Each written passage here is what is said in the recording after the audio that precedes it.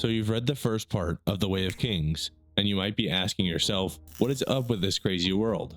Don't worry, there are tons of aspects and details that are foreign to someone just starting the series, and it is supposed to feel alien.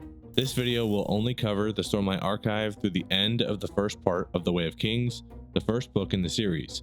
Now that we've discussed the viewpoint characters and their stories, let's talk about the aspects of this new world that we haven't discussed in depth. Let's get to it.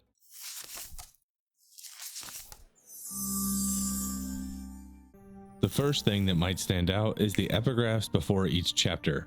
This is a theme for Sanderson's larger works, providing some mysterious insight into another part of the world. In part 1, the epigraphs are a collection of quotes annotated with a description of the person, how shortly before death the lines were said by the subject, an in-world date of the event, and sometimes extra notes. You are not expected to understand these epigraphs yet. They are supposed to build some mystery. I promise not all of the epigraphs are this morbid, but as a fair warning, this style of epigraph will return in part 4. But don't worry, you will learn more about these. They won't remain a complete mystery forever. Another thing you've probably picked up on quickly is the existence of Spren. Spren are pervasive on Roshar, and there are a dozen unique types of Spren mentioned by the end of part 1 alone. In most cases, Spren are ignored by people, as they are always present. There are emotion Spren, attracted to people's feelings, like Sen observing fear Spren at his feet before the battle, or logic Spren that Shallan has never seen in her life, but she knows they form like little storm clouds. These can often give a person's emotions away, even if they are trying to conceal them, as they are visible to everyone, not just the person feeling that emotion.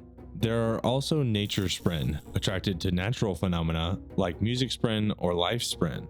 The vast majority of Spren can't interact physically with the world, but they suffuse it, like pain Spren reaching through the ground like little hands grabbing at a person in pain. Syl says she's a wind Spren, though Kaladin says she doesn't act like any wind Spren he's ever heard of. Unlike the Spren we have observed throughout part 1, Syl is the only Spren that has been able to talk. Syl is also able to physically pull the dried blackbane leaf she found all the way to Kaladin at the Honor Chasm, which she says was difficult, and we know other Spren can't physically interact with things like that. Kaladin is right, something is odd about Syl. You will continue to see new types of Spren show up throughout the rest of the series. Most life we've seen so far is very different from life here on Earth. The chulls that pull Teflaka's slave wagons have crab-like features, with a hard shell, antennae, and eyes on tall stalks. They walk very slowly, but they are quite strong, hauling supplies and people across uneven, rocky land. All of the land we have seen so far has been stone, with nothing resembling soil like we know at home. There are also other unique animals that we don't interact with as closely, like sky eels. Another example is kremlings, which are small crustaceans or insects, oftentimes with more legs than we would be accustomed to, with more hardy adaptations to survive high storms. Roshar is plagued by very powerful storms that can most closely be compared to a strong hurricane on Earth. The storms come occasionally, though not with regular periodicity, and standard rain showers are relatively rare.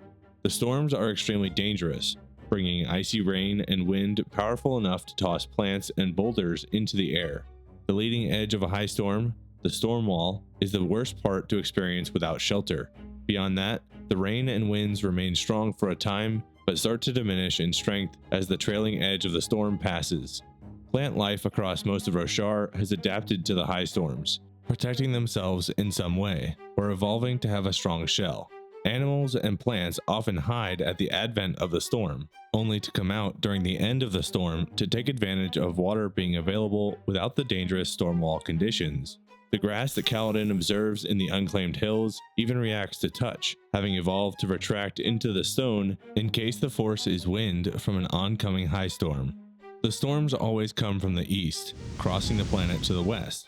Humans have constructed their cities and towns in such a way to break the winds of the storms over the land, or slope building roofs away from the storm's approach. We've seen characters swear by them and by the Stormfather, the Spren said to ride the storms. High storms are just a part of Roshar that every bit of life must contend with. One city that was constructed in a way to shelter from high storms is Kharbranth. Kharbranth is a city-state kingdom, ruled by the elderly King Taravangian, and the city is situated in a lake on the leeward side of a mountain, sloping down toward the sea. Shallan traveled here by boat, and the sight of the city blew her away upon arrival. Its nickname is the City of Bells, with hundreds of bells across the city that ring when a high storm blows overhead.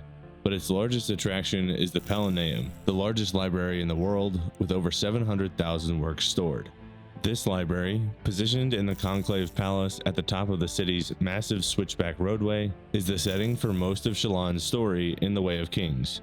In Part 1, Shallan sat in Yasna's studying alcove, which would be quite expensive to rent for herself, while crafting her letter to convince Yasna to take her as a ward.